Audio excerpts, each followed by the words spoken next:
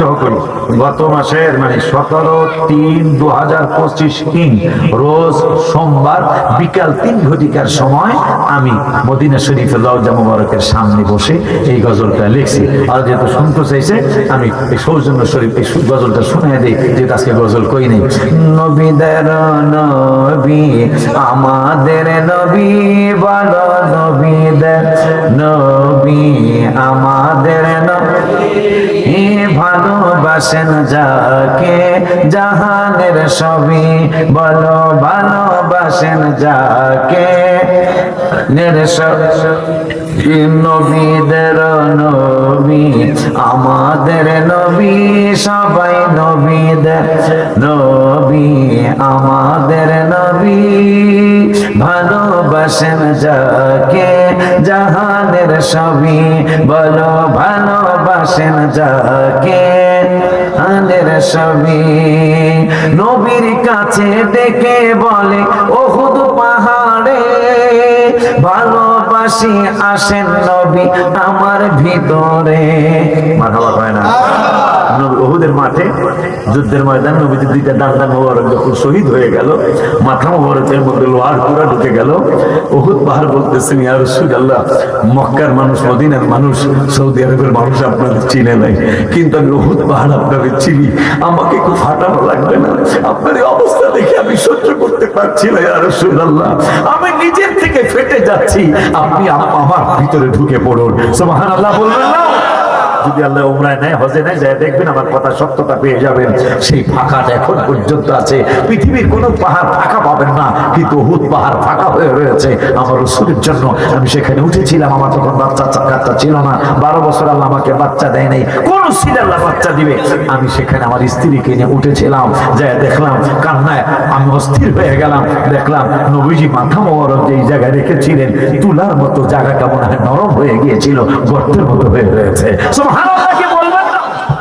পরে আমি গজলটা লিখেছি, নবীর কাছে ডেকে বলে ওহুদ পাহাড়ে, ভালোবাসি আসেন নবী আমার ভিতরে, পাহাড় গেল ফেটে পাইতে নবী, সবাই পাহাড় গেল ফেটে পাইতে নবী, সাথে ছিলেন আবু বকর সাহাবী, বলো সাথে ছিলেন আবু বকর সাহাবী। জাবালে হেরা, যে পাহাড় গাছকে জাবালে নূর কয়, এইটা বাবা গেছে জাবালে নূর কয়। এই জাবাল মানে পাহাড়, নূর মানে নূরের পাহাড়। এই পাহাড়ের নাম নূরের পাহাড় ছিল না, এই পাহাড়ের নাম ছিল হেরা পাহাড়।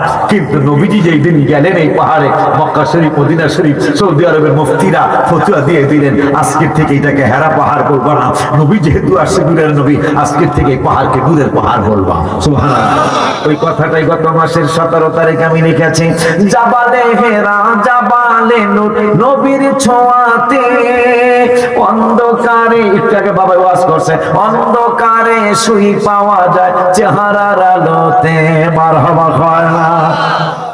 জাবালে হেরা জাবালে নূর, নবীর ছোঁয়াতে অন্ধকারে সুই পাওয়া যায় চেহারার আলোতে। চাঁদ সুন্দর না নবী সুন্দর ভাবেন সাহাবী, সবাই চাঁদ সুন্দর না নবী সুন্দর ভাবেন সাহাবী, চাঁদের চেয়েও বেশি সুন্দর আমাদের নবী, আহা চাঁদের চেয়েও বেশি সুন্দর আমাদের নবী। খুশি না আপনারা? আমি নবীর কি ছিল, মা খাদিজা কি ছিল সেটাও লিখছি আমি। ইন্তেকালের পূর্বে দাবি, মহিলাদের টাকা আইসে না দিয়া কাজা আর কমুলা, এই গজল কমুলা আমি মনে করছি সুর দিব, মহিলারা অত 11টা আঙ্গুলের কথা কইব যে আমরা 11 জন 11 আঙ্গুল উঠেছি, 11,000 টাকা দেবো। একটা কথা যেহেতু আপনাদের গজল বন্ধ আসবে এখনো আসে না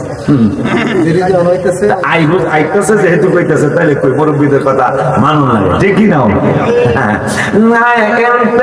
আম্মাজান খাদিজা তাহাজ্জুদের অভাব নাই, সালাতুত তাসবির অভাব নাই, আওয়াবিনের অভাব নাই, আমার মা তাহাজ্জুদ কাজা নাই, কোরআন তেলাওয়াতের অভাব নাই, নবীর খেদমতের তো অভাবই নেই। তারপরও মোল্লার মানুষ, রাসূলুল্লাহদের মানুষ, নবীনগরের মানুষ পৃথিবীর মুসলমানকে শিক্ষা দিয়ে গেলেন আমি খাদিজার ইবাদতের অভাব নাই। তারপরও বলে গেলাম ইয়া রাসূলুল্লাহ আমি ইবাদতের ভরসা করছি না, আপনি আমার সাথে থাকতে হবে।